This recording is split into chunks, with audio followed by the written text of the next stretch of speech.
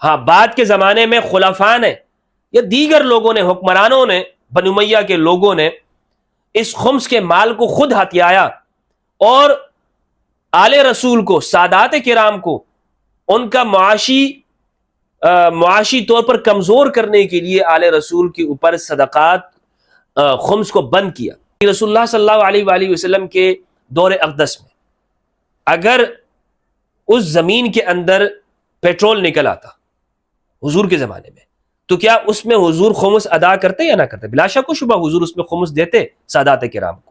بسم اللہ والصلاة والسلام علی رسول اللہ وآلہ ومن والہ۔ السلام علیکم ورحمۃ اللہ وبرکاتہ۔ امید کرتا ہوں آپ خیریت سے ہوں گے۔ اللہ سبحانہ وتعالیٰ آپ سب کو اپنے حفظ و امان میں رکھے۔ خمس اور زکوٰۃ کا مسئلہ، یہ بھی شیعہ سنی دونوں میں اختلافی مسئلہ ہے۔ خمس کیا ہے؟ خمس کسے کہتے ہیں؟ کب ادا ہوتا ہے؟ کب دیا جانا چاہیے؟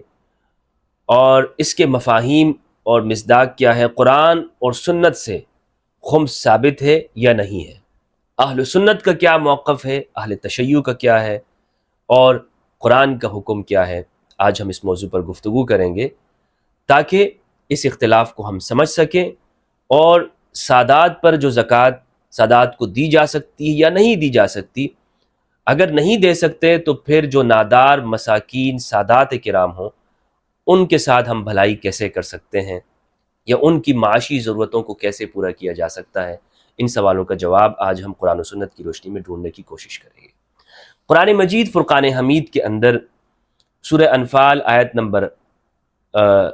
نمبر 41 کے اندر اللہ سبحانہ و تعالیٰ نے ارشاد فرمایا، اعوذ باللہ من الشیطان الرجیم، بسم اللہ الرحمن الرحیم، وَاعْلَمُوا أَنَّمَا غَنِمْتُم مِّن شَيْءٍ فَإِنَّ لِلَّهِ خُمُسَهُ وَلِلرَّسُولِ وَلِذِي الْقُرْبَى وَالْيَتَامَى وَالْمَسَاكِينِ وَابْنِ السَّبِيلِ إِن كُنتُمْ آمَنتُم بِاللَّهِ وَمَا أَنزَلْنَا عَلَى عَبْدِنَا يَوْمَ الْفُرْقَانِ يَوْمَ الْتَقَى الْجَمْعَانِ وَاللَّهُ عَلَى كُلِّ شَيْءٍ قَدِيرٌ۔ اس کا جو ترجمہ ہے فتح محمد جالندری صاحب رحمہ اللہ کا، وہ ترجمہ میں آپ کے سامنے پیش کرتا ہوں۔ وہ کہتے ہیں، اور جان رکھو کہ جو چیز تم کفار سے لوٹ کر لاؤ اس میں سے 5واں حصہ خدا کا اور اس کے رسول کا اور اہل قرابت کا اور یتیموں کا اور محتاجوں کا اور مسافروں کا ہے۔ ترجمہ آپ خود دیکھ سکتے ہیں۔ تو انہوں نے غنیمت کا ترجمہ یہاں پر کیا ہے کہ جو کچھ تم کفار سے لوٹ کر لاؤ۔ اب یہ محاورتاً اردو میں شاید یہ پرانی اردو میں استعمال ہوتا ہوگا یا نہیں ہوتا ہوگا، لیکن بہرحال آج کے جو ہمارے محاورے میں ہیں، غنیمت لوٹ مار کا مال نہیں ہوتا۔ غنیمت وہ مال ہے کہ جو کفار سے حاصل کیا جاتا ہے ان کی شکست کے بعد۔ بہرحال اس کے اوپر یہ محاورتاً گفتگو ہے، اس میں زیادہ تفصیل میں نہیں جانا چاہتا۔ ہمارے جو جتنے بھی ترجمہ کرنے والے حضرات ہیں ان کا ترجمہ آپ اس حوالے سے دیکھ سکتے ہیں۔ تو یہاں بتانا یہ تھا، سورہ انفال سورت نمبر 8 کی آیت نمبر 41 میں وَاعْلَمُوا أَنَّمَا غَنِمْتُم مِّن شَيْءٍ، اس آیت سے یہ معلوم ہوتا ہے کہ رسول اللہ صلی اللہ علیہ وآلہ وسلم کا بھی ایک حصہ ہے کہ مال میں سے خمس نکالنا ہے۔ یہ 5% نہیں ہے، 5واں حصہ ہے۔ اس میں بہت بڑا فرق ہے 5% میں اور 5ویں حصے میں۔ مثال کے طور پر 1 لاکھ میں جو اس کا 2.5% ہے وہ 2,500 روپے ہوتا ہے، اور 5% جو ہے وہ 5,000 روپے ہے، لیکن 5واں حصہ 1 لاکھ کا وہ 20,000 روپے بنتا ہے۔ یہ فرق آپ کو معلوم ہونا چاہیے۔ تو یہ 5% کی بات نہیں ہو رہی، 5ویں حصے کی بات ہو رہی ہے کہ آپ کے پاس جو مال آئے اس میں سے 5واں حصہ آپ نکالیں۔ اس کو کہتے ہیں خمس۔ اس کو کیا کہتے ہیں؟ خمس۔ اب خمس یعنی یہ مال کا یہ حصہ ہے کہ جو میں نے آپ کے سامنے پیش کیا، 5واں حصہ۔ جس طرح ایک عام شخص وہ اپنے مال میں سے زکوٰۃ نکالتا ہے، صاحب حیثیت ہے، اسی طرح وہ اپنے مال میں سے خمس نکالے گا، اور اگر وہ سید ہے تو وہ بھی اپنے مال سے زکوٰۃ نکالے گا۔ لیکن سید شخص وہ غیر سید سے زکوٰۃ نہیں لے سکتا، غیر سید سے صدقہ اور خیرات نہیں لے سکتا۔ البتہ ایک سید اگر اپنی زکوٰۃ کو نکالتا ہے یا خمس کو نکالتا ہے تو وہ دوسرے سید کو دے سکتا ہے۔ یہ بات یہاں تک اگر ہم نے سمجھ لی ہے تو اگلی جو بحث ہے، اگلی جو بات ہے وہ یہ ہے کہ شیعہ سنی دونوں کا اس بات پر اتفاق ہے، یہ بالکل اتفاقی مسئلہ ہے کہ سید شخص وہ غیر سید سے زکوٰۃ اور صدقات و خیرات نہیں لے سکتا، اس میں کوئی اختلاف نہیں ہے، یہ شیعہ بھی اس بات کو مانتے ہیں، سنی بھی اس بات کو مانتے ہیں۔ صحیح مسلم، موطا امام مالک، ابو داود اور دیگر کتابوں کے اندر حدیث ہے، صحیح مسلم کتاب الزکوٰۃ کے اندر ہے، اور باب کا نام ہے ترک استعمال آل نبی علی الصدقہ، آل نبی صلی اللہ علیہ وآلہ وسلم کا صدقہ کو استعمال نہ کرنے کا بیان۔ اس میں حدیث نمبر 2482، اس حدیث کے اندر ہے رسول اللہ صلی اللہ علیہ وآلہ وسلم نے فرمایا ان هذه الصدقات انما هي اوساخ الناس وانها لا تحل لمحمد ولا لآل محمد، کہ یہ جو صدقات ہیں یہ لوگوں کی گندگیاں ہیں، اوساخ، وسخ، وانها لا تحل لمحمد ولا لآل محمد، یہ اوساخ جو لوگوں کی ہیں یہ رسول اللہ کو یعنی محمد اور آل محمد صلی اللہ علیہ وآلہ وسلم ان کے لیے حلال نہیں ہے۔ صحیح بخاری میں کتاب الزکوٰۃ باب ما یذکر فی صدقۃ النبی صلی اللہ علیہ وآلہ وسلم میں، یعنی نبی کریم صلی اللہ علیہ وآلہ وسلم اور آپ کی آل پر صدقہ کا حرام ہونا، اس میں حدیث نمبر 1491 اور صحیح مسلم میں حدیث نمبر 2473 ہے۔ ابو ہریرہ رضی اللہ عنہ سے روایت ہے، وہ کہتے ہیں اخذ الحسن بن علی رضی اللہ عنہما تمرۃ من تمر صدقۃ فجعلها فی فیہ، امام حسن علیہ السلام نے، بچے تھے اس وقت، رسول اللہ صلی اللہ علیہ وآلہ وسلم کے سامنے صدقات کے اموال میں سے کھجوریں پڑی ہوئی تھی، تو ابو ہریرہ کہتے ہیں کہ حسن بن علی رضی اللہ عنہما نے ان کھجوروں میں سے ایک کھجور اٹھا کر اپنے منہ میں رکھ لی، تو نبی صلی اللہ علیہ وآلہ وسلم نے فرمایا کخن لیطرحھا، جیسے ہم اپنے بچہ اگر کوئی چیز نگل لے تو ہم کہتے ہیں کح، یعنی نگلو اس کو، نگلو، باہر نکالو اس کو، یہ کلمات آپ صلی اللہ علیہ وآلہ وسلم نے ارشاد فرمائے جو بھی اس موقع پر محاورتاً بولے جاتے ہوں گے کہ ان چیزوں کو باہر نکالو۔ ثم قال اما شعرت ان لا ناکل صدقہ، پھر آپ صلی اللہ علیہ وآلہ وسلم نے فرمایا کہ اے حسن تمہیں معلوم نہیں کہ ہم صدقہ کا مال نہیں کھاتے، صدقہ ہمارے لیے جائز نہیں ہے۔ نبی کریم صلی اللہ علیہ وآلہ وسلم صرف اتنا ہی نہیں کہ صدقات اور زکوٰۃ کو بنی ہاشم کے اوپر حرام قرار دیا، بلکہ آپ اس میں بہت احتیاط کیا کرتے، اتنی احتیاط کرتے تھے کہ کسی ہاشمی کو صدقات کی وصولی کے اوپر مامور بھی نہیں کرتے تھے۔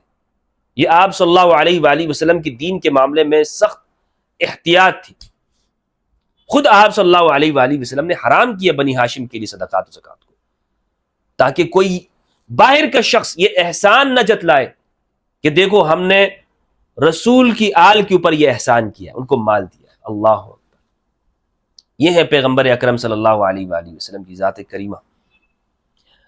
مولانا ابو الحسن ندوی رحمہ اللہ نے المرتضیٰ کے اندر اس کی وجہ بیان کی ہے کہ دین پر جب بھی مشکلات آتی رسول اللہ صلی اللہ علیہ وآلہ وسلم اپنی آل کو آگے کر دیا کرتے تھے، علی تم جاؤ، حمزہ تم جاؤ، جعفر آپ آگے بڑھیے، دین پر مشکلات آئی ہیں، اور علی نے ہر مشکل جو رسول اللہ کے اوپر پڑتی اپنے سینے کے اوپر لی ہے، اسی لیے تو ہے علی، مولا علی کو اسی لیے کہا گیا۔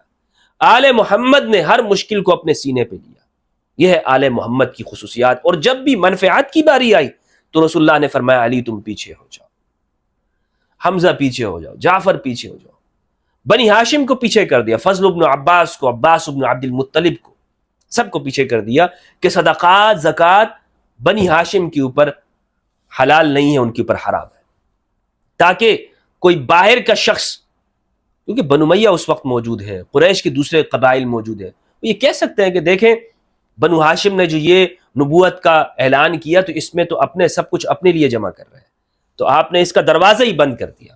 تو بہرحال آپ صلی اللہ علیہ وآلہ وسلم بنی ہاشم کو زکوٰۃ کے عامل بھی نہیں بناتے تھے، مامور بھی نہیں کرتے تھے۔ سنن ابو داود کی حدیث نمبر 2985 ہے، عبد المطلب ابن ربیعہ اور فضل ابن عباس یہ دو ہاشمی جوان ہیں، یہ نبی کریم صلی اللہ علیہ وآلہ وسلم کی خدمت میں حاضر ہوئے، انہوں نے کہا کہ یا رسول اللہ ہم جوان ہیں، آپ ہمیں اور ہمارے پاس شادی کے لیے کچھ رقم نہیں ہے، ہمیں زکوٰۃ کا عامل مقرر فرما دے تاکہ اس میں سے جو تنخواہ وغیرہ ہمیں ملے تو پھر ان پیسوں سے ہم اپنے لیے شادی کر لیں۔ آپ صلی اللہ علیہ وآلہ وسلم نے خاموش رہے، اور پھر فرمایا آپ نے زکوٰۃ لوگوں کا میل کچیل ہے جو محمد اور آل محمد کے لیے حلال نہیں ہے۔ پھر ابن جز کو بلایا جو خمس کے عامل تھے، ان سے فرمایا اٹھو اور خمس میں سے انہیں اتنا مال دے دو۔ لہٰذا اس بات سے ہمیں کیا معلوم ہوا کہ نبی اکرم صلی اللہ علیہ وآلہ وسلم بنی ہاشم کو خمس میں سے دیا کرتے تھے۔ یہ یاد رکھیے گا، یہ بات، اس بات کو آپ نے یاد رکھنا ہے کہ رسول اللہ صلی اللہ علیہ وآلہ وسلم قرآنی آیت کی روشنی میں بنی ہاشم کو زکوٰۃ نہیں دیتے تھے، بلکہ بنی ہاشم کو خمس دیا کرتے تھے، اور یہ قرآن مجید کے مطابق آپ کا عمل تھا، جس طرح میں نے آپ کو بتایا۔ ایک اور بات یاد رکھیے کہ یہ جو خمس ہے یہ خالصاً رسول اللہ کا حق ہے اور ذوی القربا کا حق ہے۔ ایسی کوئی آیت موجود نہیں ہے قرآن مجید میں کہ جس سے ہمیں یہ معلوم ہو کہ رسول اللہ کے وصال کے ساتھ ہی خمس منسوخ ہو گیا، خمس ختم ہو گیا، اب کوئی خمس نہیں ہوگا، جاری نہیں ہو سکتا، کوئی ناسخ موجود نہیں ہے۔ ہاں، بعد کے زمانے میں خلفاء نے یا دیگر لوگوں نے، حکمرانوں نے، بنو امیہ کے لوگوں نے اس خمس کے مال کو خود ہتھیایا اور آل رسول کو، سادات کرام کو، ان کا معاشی طور پر کمزور کرنے کے لیے آل رسول کے اوپر صدقات خمس کو بند کیا کہ ان کو نہ ملے۔ لیکن ایسی کوئی آیت، کوئی حدیث نہیں ہے جس سے معلوم ہو کہ رسول اللہ صلی اللہ علیہ وآلہ وسلم نے اپنی زندگی میں خمس آل رسول کو نہیں دیتے تھے، یا قرآن کی آیت منسوخ ہو جائے۔ یہ بالکل واضح بات ہے، اور خود حضرت عمر رضی اللہ عنہ بھی اس بات کے قائل ہیں۔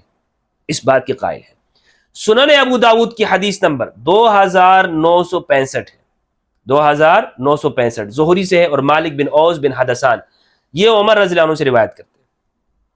اس حدیث کے اندر یہ ہے کانت اموال بنی النضیر مما آفاء اللہ علی رسولہ مما لم یوجف المسلمون علیہ بخیر ولا رکاب کانت لرسول اللہ صلی اللہ علیہ وآلہ وسلم خالصا۔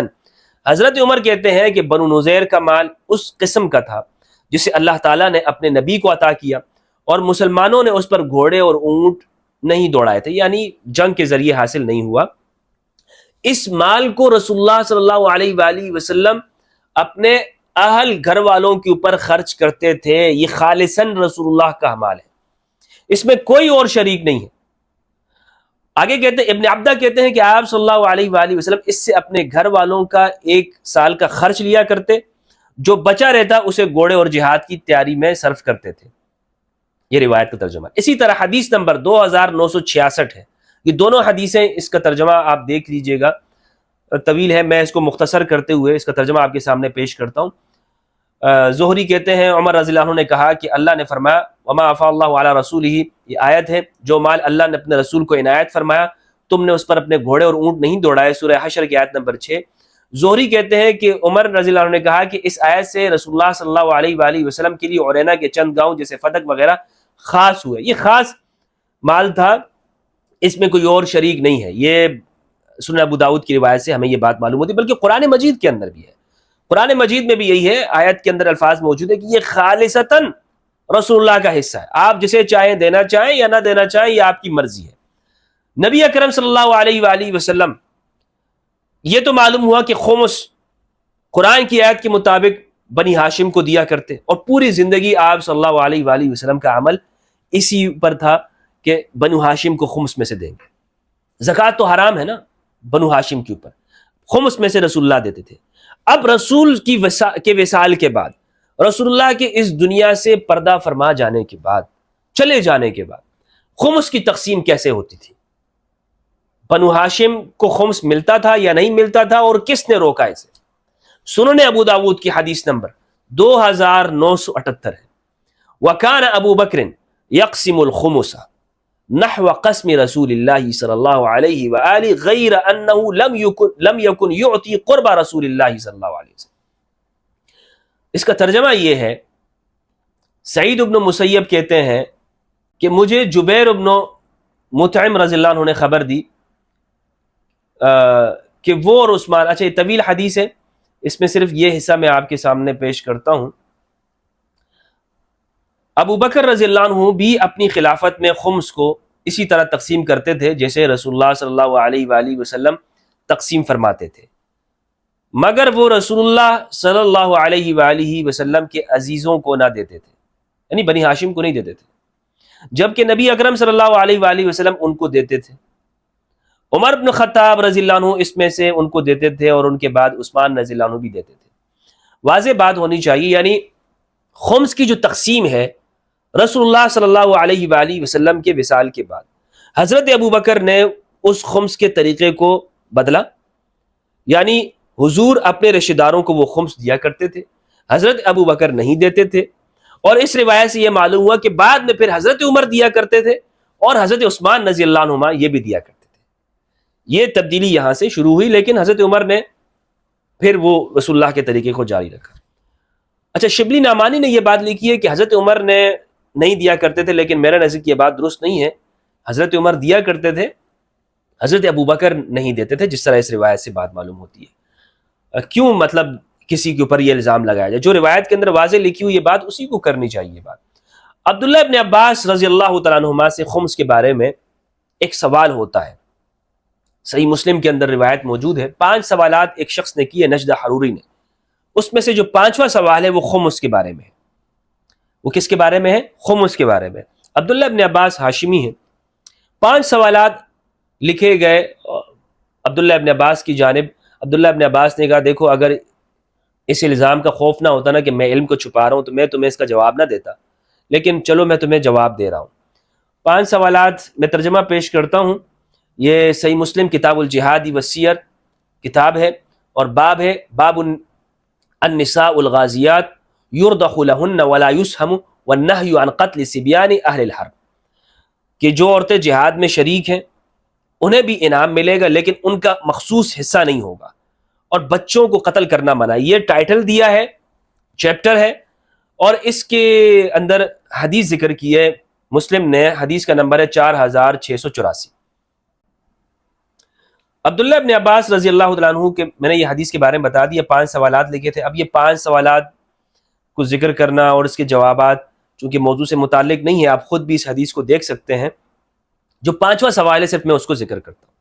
کہتے ہیں تم نے مجھ سے خمس کے بارے میں، یعنی خمس مال کے بارے میں دریافت کرنے کے لیے لکھا تھا کہ وہ کس کا حق ہے، تو ہم کہتے تھے عبداللہ ابن عباس کہتے ہیں وہ ہمارا حق ہے، وہ ہمارا حق ہے، لیکن ہماری قوم نے ہماری یہ بات ماننے سے انکار کر دیا، قریش نے اس سے انکار کر دیا۔ انہوں نے کہا نہیں یہ تمہارا حق نہیں ہے، یہ تمہارا حق نہیں ہے۔ اب یہاں پر کون لوگ مراد ہیں؟ میں نے آپ کے سامنے سنن ابو داؤد کی روایت آپ کے سامنے رکھی ہے۔ مولانا وحید الزماں جو کہ سلفی عالم دین ہے، انہوں نے صحیح مسلم کا ترجمہ لکھا ہے اور اس پہ مختصر حاشیہ لکھا ہے۔ مولانا وحید الزماں سلفی عالم اہل حدیث ہے، اس کا ترجمہ انہوں نے کیا ہے اور مختصر حاشیہ لگایا ہے۔